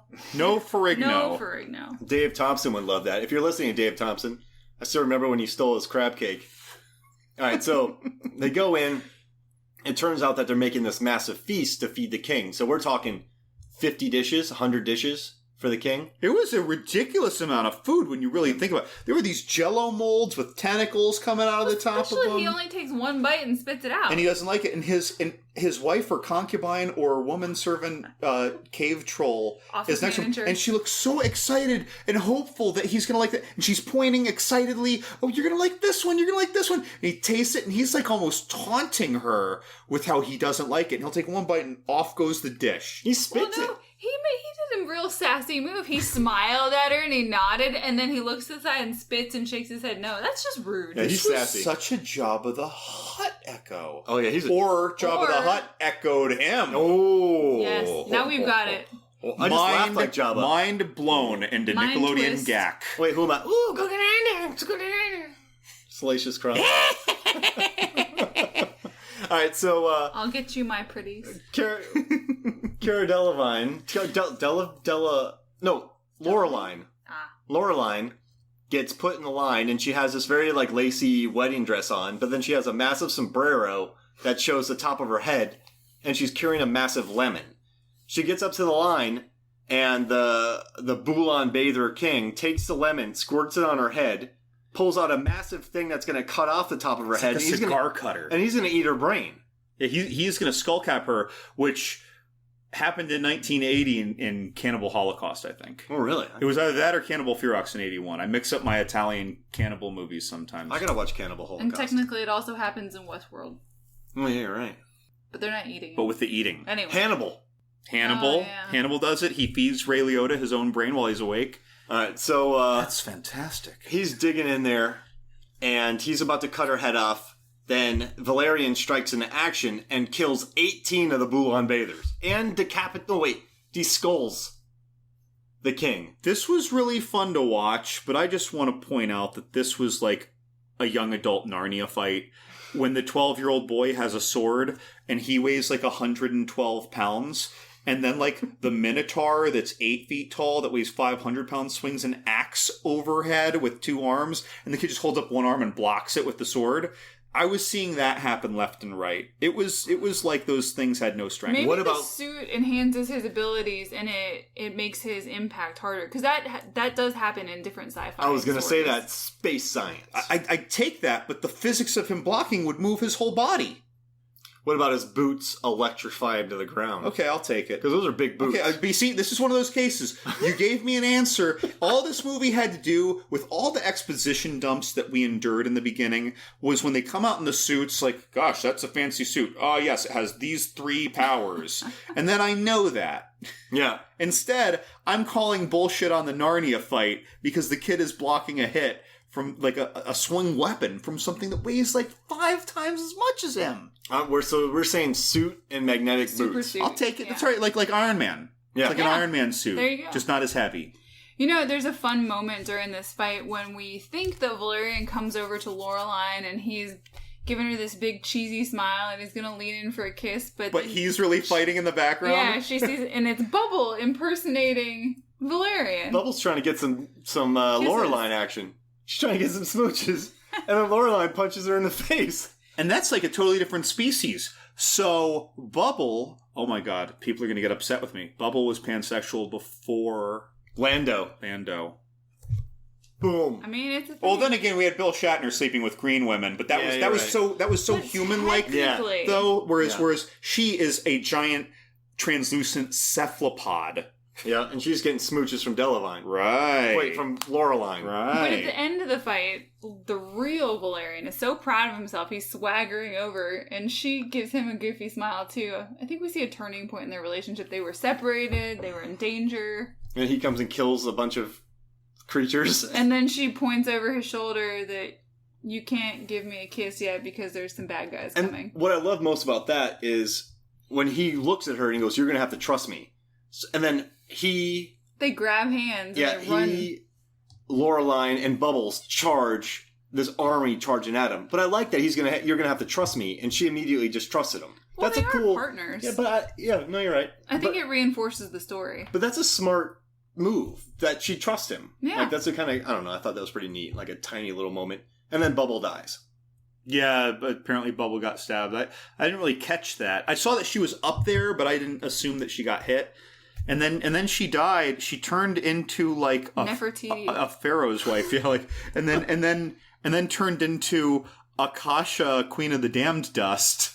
Yeah, just dissipated. It was a very dramatic end. I give her 10 points. I'm telling you, she was like an energy, life draining entity, and she could have eaten Dane DeHaan if she so chose. And that's what happened to all those missing weapons that you saw up on those hooks. And for all we know, Ethan Hawke was another glamour pod. It's pointing to some very dark things. That was her friend, and they were just eating people. Some murder palace. Well, no, she made the comment at some point, Bubble did, that she wanted a free life and she was basically enslaved to him. Yeah. I think that was the comment. I was just having fun with it. No, but there was some dark stuff going down in that lounge. Jolly the Pimp was a weird guy. You know, it's funny, too, because I haven't seen it yet, but that musical horror about the man-eating mermaids called The Lure, I think it's a Polish movie, came out a year or two ago, that makes me think of this, that luring them into this bordello-like thing for the monster to eat them. Or the 1985 or 8 movie, Vamp, with Grace Jones. I never saw that. Or Dusk Till Dawn. There's a lot of murder going on. Or like Dusk Till Dawn. There's a lot of that kind of like strip club or bordello of blood. Yeah. Well, why is Jolly not taking these guns and selling them? Why is he just leaving them up there? Maybe they just help him increase the defensibility of the place. Or, you know when you're like a busker and you're playing on the side of the street, you want to put some dollars in there yourself to make it look like people have been tipping you? So it looks like, hey, we have a lot of people in this establishment because I'm taking their guns. No one wants to start with an empty hat if they're on a street. If it's just, He's got a fake hallway. It just looks dark, like it goes somewhere, but it doesn't. This is like H.H. Holmes' house. The other rooms are down there. It's a murder palace. It's H.H. Holmes. What's H.H. Holmes? Oh, gosh. Devil in the White City. He is a guy that moved to Chicago in the late 1800s, 1890s. And in Chicago, there's a big boom because of the World Fair. A lot of construction workers were coming there. And he was just America's first documented big-time serial killer. Oh. And he had an entire building built. He would hire people for 3-4 days, fire them, hire people for 3-4 days, fire them. He had an entire torture hotel built with hidden doors, and he had a furnace where he burnt people. They found teeth and everything in there. And so he would have hidden doors. And before people could figure out what they were building, he would fire them. because there's so much surplus work. God, that almost sounds like they emulated that for American Horror Story Hotel. No, they did. Yeah. They did? Yeah, they did. Oh, okay, Yeah. cool. Like Supernatural covered it. And Nice. So basically this book, it's one of my favorite books ever written. It covers H.H. Holmes, but it also talks about the World Fair and the first building of skyscrapers in Chicago and how they built the foundations. Also, the guy's last name was Ferris, who did the Ferris wheel. And so they talked about all these great architecture, really great buildings, and the influx of people into Chicago, as well as a serial killer that was real, and you can't sleep. It's the most disturbing book I've ever read, but I love it. Lovely. So yeah, guys, actually, audible.com/shark. Wasn't that our old thing, if you go do that? Oh, way back. That doesn't still exist, I don't think. Yeah, exactly. But read Devil in the White City. All right, so they killed an entire race. Bubble's dead. And they're going to go to... Cara Delevingne is now wearing a fabulous but tattered leather jacket that she had to pull an arm out of to... out of the junk pile. Well, it's really lame. And it fits her perfectly. But she has to pull an arm out of it. That's pretty graphic. Whose arm was it? Whoever got dumped... Somebody. Well, it came Jolly from... the Pimp. No, it came from up above in that throne room, so it's probably the discards of whatever they kill. Man. So yeah, she gets a sweet leather jacket, and they go to find the pearls. And they find out that the pearls, for 30 years, have been learning technology. They lived. And because... And they're still holding spears. and they're hiding... horrible walking sticks. In a section of Alpha that they have made it appear like there's some radiation there, but really there's absolutely no problem. They've just been hiding there, trying to figure out a way to rebuild their planet and go home. I feel like no one would have bothered them had they not done the radiation down there. Because no one even goes down there. So by them adding radiation and setting up... That would create a problem that someone needs to solve. Yeah, exactly. But yeah, so they've been for 30 years, and now they want to leave, but they need the mule converter to poop out some pearls. And they kidnapped sweaty Clive Owens because they thought he had it, but Laureline had it. And then after a very great speech by Laureline, they give the mule converter to the pearls. But the problem is that Clive Owens' K-Trons, robots, are out there to destroy the ship and kill everybody. Yeah, his kill droids. Because that everyone knew at first was clearly... They're all black. They're big. They have a little red light for an eye. It's the first thing Valerian says to Clive Owen, you have K-Trons. Like, you're not here for diplomacy. Well, and Akbar keeps looking at them very side-eye when he's like, I don't like those things. No one... they're bad. Like, yeah, so the K-Trons go off. They kill a bunch of innocent people. And then the Pearl Nazis... I was going to say Pearl Nazis. The Pearl Navi. The Pearl Navi. The Beach Navi. The Beach Navi. Nice people. The Pearls. The Pearl Nazis. They line up outside this force field like a bunch of dum-dums and get shot by the K-Trons. Oh, but we forgot that they get to... The king and queen of the Pearls get to see their daughter's soul inside of Valerian one last time. Oh, yeah. So they get... It was a nice moment. And then we also realize that if you're the king of the Pearls, you have someone hanging on you 24/7. Like you are Prince's backup dancer. Yeah. I mean, King Pearl has Queen Pearl on him. Draped over him like a gypsy stripper. She's like a cape. And I don't mean Prince like a prince. I mean as in the artist formerly known as. Like one of Lando's capes. Maybe that's where it came from. Lando's capes are from a clingy pearl. That's... Boom. Boom. Mind-bending. And Prince's music video for Cream was based on the Beach Navi. And speaking of boom, there's a scene in this where we're talking the 9 million humans that are living on Alpha. They say that their money has been going to crap. And in the beginning of the movie, we came up to a Their theory economy. that they had the mule converter, but the mule converter was stolen from them. But their economy went to crap because the humans were replicating money with the mule converter, which had led to an influx of money into that, which tanked their economy. I honestly think it's just because they had Commander Clive Owen in charge, and he was a real shady dude. Sweaty Clive Owen? Yeah, he was just obviously out for himself and his cover-ups. I think he was... Well, maybe he even architected it, though, because if you only have one group increase their money, it gives them more purchasing power, relative to everyone else. But if you give everyone more money, it just weakens the relative currency. So if you then hold a third-party currency, or an 18th-party currency, if you will, that didn't get replicated, your currency remained the strongest. I'm no economist. At some point, part of that might have been wrong. But when you simply increase the amount of money in circulation, you lower its value. So Sweaty Clive Owen. I'm saying Sweaty Clive Owen did it. Destabilizing the Alphan economy. He went back to the 1980s and 90s. He kidnapped Alan Greenspan. And then he got a hold of a dragon puppy poop shooter to clone the currency and weaken it. All the currencies but one buying currency. Done. I think that's how you do it. Yeah. I think that's how you do it. If we have any economists listening from the Ivy League, because that's reference, any Ivy League school economists, please call in. Yeah, and let us know about 28th century economy. Yes. Yeah. I don't want to hear about 26th.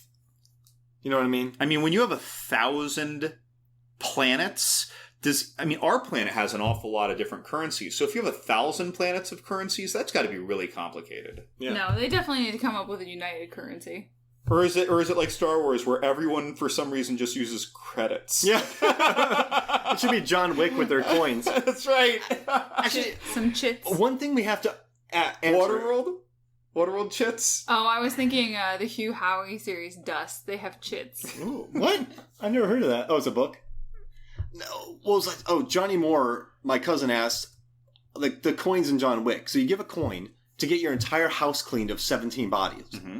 But then you pay a coin for a glass of Blanton's bourbon. Hey, but they were in Rome. Things are way more expensive. Yeah, you're right. The currency. That was a glass of the first bottle of Blanton's. Yes. See? Now, if someone just explained that in one quick line, all is forgiven. You know what? Sir, would you like some 1946 Blantons? I would... Dude, gold coin. Yeah. Take my gold coin. That's worth more than getting 7 bodies out of my house. Take my gold coin. Well, bodies can cause you legal trouble. Blanton's is very expensive. I'd pay more for that. I love Blanton's. All right, so Sweaty Clive Owen gets punched 80 times in the face. Mm-hmm. Right? By Cara Delevingne. The K-Trons go crazy. And then Valerian jumps into action, just beats the living daylights out of the K-Trons. Mm-hmm. I mean, he wipes them off the soldiers are getting the crap beat out of them. At this point, I think it does make a difference that he has lost his suit, so there's no explanation for his skills. Well, he did a sweet front flip. He weighs nothing. Yeah, you're right. Yeah, he's like one of those 4'11" gymnasts in the Olympics. Yeah, I mean, Dane, if you're listening, I'm sorry. No, I think he's a great actor. There's a scene, though, in this movie where he does a front flip where I'm like, that's unnecessary. And very rarely do I think flips in action films are unnecessary. But I thought this one was. But he wipes out the K-Trons, right? And then he gets back in there. The Pearls take off and live, and they leave him and Laureline, Cara Delevingne, in a ship, and it's basically a James Bond ending. Where they're stranded and they're gonna consummate their relationship. Well, I was reading something that he ended it very similar to the way he ended Fifth Element. Oh, yeah, because he leaves it with Bruce Willis and... With sexy times. Yeah. And he couldn't end Lucy like that. Have you seen Lucy? She's just black goo. But we get to see what happens to Clive Owen. Oh, yeah, He's in the remnants of where they just blew out that part of the ship and the Pearls left. But tell us about the thing you noticed. About Clive Owen? Yeah, when he was tied up. The ropes. They have him tied up and hanging. He was tied up with these roots, and he was tied up in a way that no one could ever be tied up. No one could ever. You would have to have his actual cooperation, not just him unconscious, because it was perfectly parallel to the ground. Each strand. It was ridiculous. Maybe they rolled him across a very long string after Cara Delevingne had punched him out. I maintain this wouldn't have happened this way. And she had all the Pearls helping her. What if they said, hey, Sweaty Clive Owens, we'll give you some original Blantons if you let us do this to you? Then he'd say yes. And he would submit. No, then he would have to give up a gold coin. He would. He had less stars on his things when they caught him. That's how he gave them up for Sweaty Clive Owens. Those were Infinity Stones. That's how he traveled in time. Yeah, you're right. Oh man, replicating. I just love the idea of all the Avengers just going. That's how he eliminated almost a whole planet of people. He's basically a poor man's Thanos. You're right. He did a good job. Yeah. With much smaller biceps. Yeah, that's right. And worse boxing skills. And more sweaty. More sweaty. Clive Owen. I love Clive Owen. He's a great actor. He is. I don't know how he ended up here. I'm telling you, Paris, a month, 4 million, a great pad, and lots of French champagne. Oh, I would have said yes. Yeah. Well, we were watching this movie, and I said, I want to be in this movie. I would love just to have a random line, just to see how big. This movie took up 7 sound stages. So, when I was working on some of the bigger Marvel movies, we have a Pinewood here in Georgia. Guardians of the Galaxy didn't take up 7 sound stages. So the amount of sound stages that they got in Paris is insane. 7 sound stages to build this. I mean, I think Guardians was probably running on 4 at the time. They were building for other movies, but 7 sound stages is huge. So, I mean, I would have just loved to take a golf cart around to the different stages and see the amount of work. I mean, 1,200 people worked. French people got jobs on this movie. So, man, I would have loved it. I would have loved just the costume department. Like, they would have needed a warehouse for the costumes and the monsters and the molding. Man, I would go back in time and work on this movie. I'd go back in time and stop Sweaty Clive Owen. Really? Who would you replace him with? Who would have been a better Sweaty Clive Owen? I mean, I'd stop the bad guy. Oh. Commander Sweaty Clive Owen, not the actor Sweaty Clive Owen. Because he got a great deal. I'd go back and stop him, is what I'd do. I'm like, why would you stop Sweaty Clive Owen? No, something like that. I would love to pop up in this movie and just to see it, because it's all stages. There's no practical locations in this movie. Everything was built on stages. So I would have loved to have seen how much this went. But yeah, so final thoughts about this movie? Pretty bonkers. I feel like it falls somewhere between for credibility, sci-fi credibility.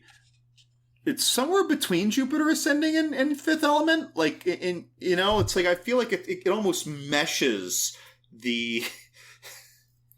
You're doing it again. I'm doing a finger thing right now.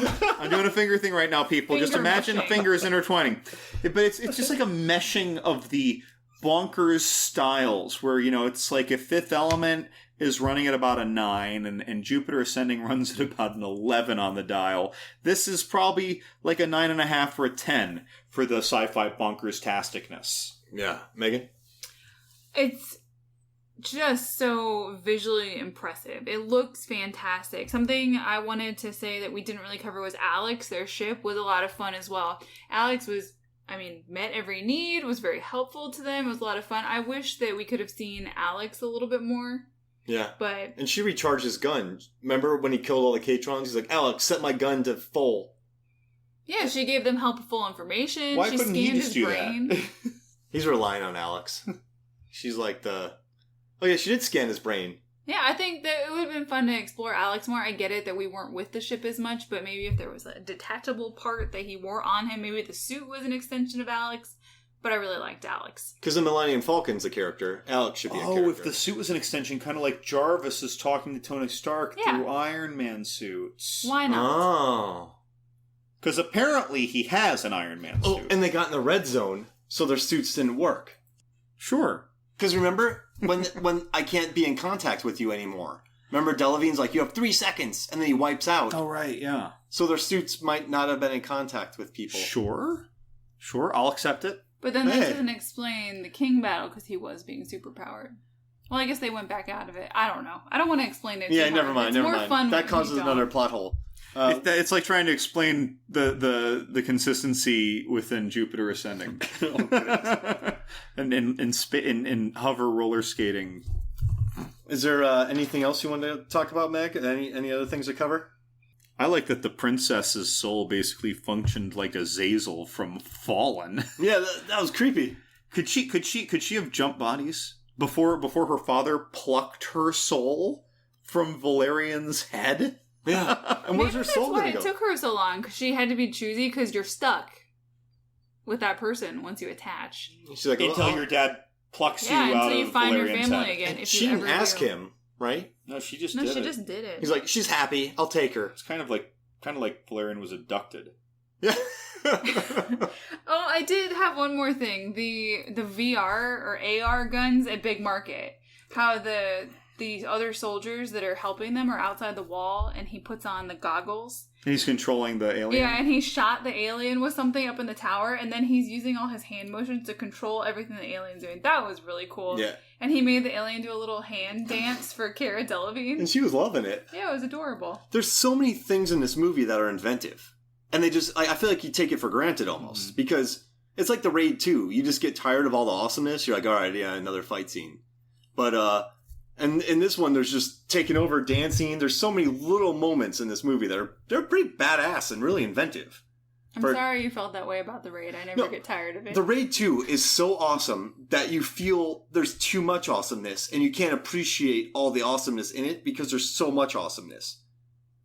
Have you seen? Oh, we got John. We got to get you watching. And I bought it like years ago, and I just never got to it. I think Raid 1 and 2 are amazing. We bought Raid 1 for her. Showed Raid 1 to her dad. He's like, I need to see the sequel. Really? Yeah. You got a cool father-in-law. Yeah, so then we bought him the sequel, and he's like, is there another one?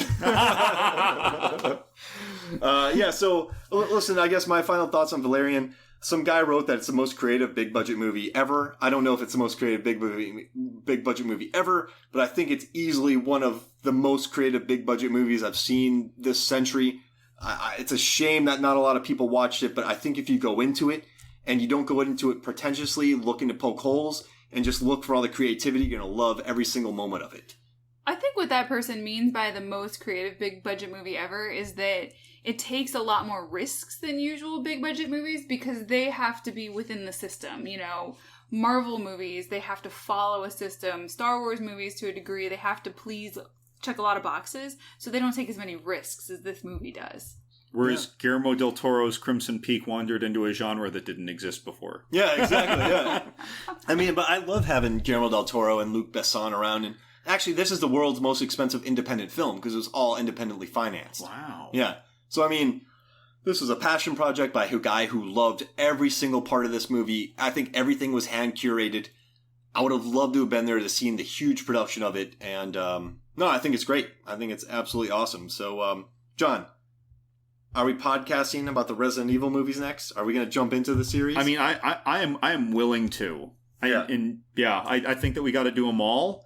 And I think that so that we or some of our fans don't get Resident Evil fatigue, we might not do them straight in a row. Yeah, so we'll do 1, 2, 3, 4, a break, 5, 6. 6. There's only 6. No 7. Should we do a break? Should we do 1, 2, 3 break? 4, 5, 6. Should we do 1, 2 break? 4, 1, 2 break, 3, 4 break. I think it's going to depend on if we see Skyscraper or not, Mark. Oh goodness. I mean, yeah. So look for that next. Send us any questions you have about Resident Evil. We want to hear what any questions you have because we're going to cover the entire series. One podcast episode will be one of those movies. So let us know about that. So John, do you have any plugs? Oh gosh, so many people who just serially share our material across different media. We have Johnny Numb on Facebook and Twitter. That's at Johnny Numb with no H. He writes for at Loud Green Bird, a great movie website, and he works with Billy Crash, who runs the Last Knock podcast, and at Crash Palace Productions. And great friends of the pod. They've given us loads of questions over the years. Isaac Thorne on Twitter. Oh, yeah. Great friend of the pod on Facebook and Twitter, in fact. We have Buy Horror, More Horror, and we have a bunch of people that love this. A lot of support this podcast. We got a lot of Leo Craven out there. Craven is sharing our material. Author Doug Ward shares our material, and John F. Leonard, he's an Amazon author. Most of these people who share our material are filmmakers themselves, so we really appreciate them. And we got a great community out there, and this is really mostly from the horror side, from what I see. Mark, how about you? Any plugs and anything to tell them about where to find us? So I'm releasing this podcast early this week, and you should head to Movies, Films, and Flicks because starting Sunday, July 22nd, we're doing a CB's week. So Sunday through Sunday, I've already scheduled about 12 posts to go up. I wrote about how long did it take Luke to milk the sea sow in Last Jedi. That poor creature. I tracked the Jaws the Revenge shark. A lot of our older stuff I'm bringing back. I'm writing new reviews. It's going to be all Seabees all week to coincide with Shark Week. Also, big thanks to Megan, who's right next to me here. She started Movies, Films, and Flicks in 2010, helped me develop everything, so thank you for that, and thank you for joining us, Meg. Any plugs for you? I do. So Mark isn't going to tell you this, but unless you've been, I don't know, on Alpha or in another galaxy for the past few months of this year, Mission Impossible is coming out. And Mark has written a really cool post over on Rotten. You can either follow Movies, Films, and Flicks Facebook page or go to Rotten Tomatoes sometime later in the week near the 27th of July and check out the post he's written to calculate all of Tom Cruise's running. I watched his movies and I figured out how far he ran in each film. And I related it to the tomato meter. So he runs a lot in that. And we were discussing this. You think he actually ran way more than Jason Bourne? I think so. That's interesting. I think I've never watched a movie where characters run more than Mission Impossible 3. It's a lot of running. I mean, Mission Impossible 3, and there's actually an article out about how hard it is to do running scenes. And so I just watch these movies, and actually this sounds weird, but there's a super cut of Tom Cruise running, and then online there's every Tom Cruise running scene. Those are very good, helpful things, but they're not totally correct. So I watched those, and then any questions I had, I watched his movies. And I learned that those things leave a lot of stuff out. So this article that I'm posting, it's brand new. These numbers are brand new. These aren't just me watching YouTube. These are really in-depth, me with the stopwatch calculating numbers. So check out on that. So watch CB's Week, and then head to Rotten Tomatoes about Friday, July, 27th. Look for that article. And so I guess for me, John Levingood and Megan Hoffmeyer, this is Movies, Films, and Flicks. Thank you for joining us. Have a great night.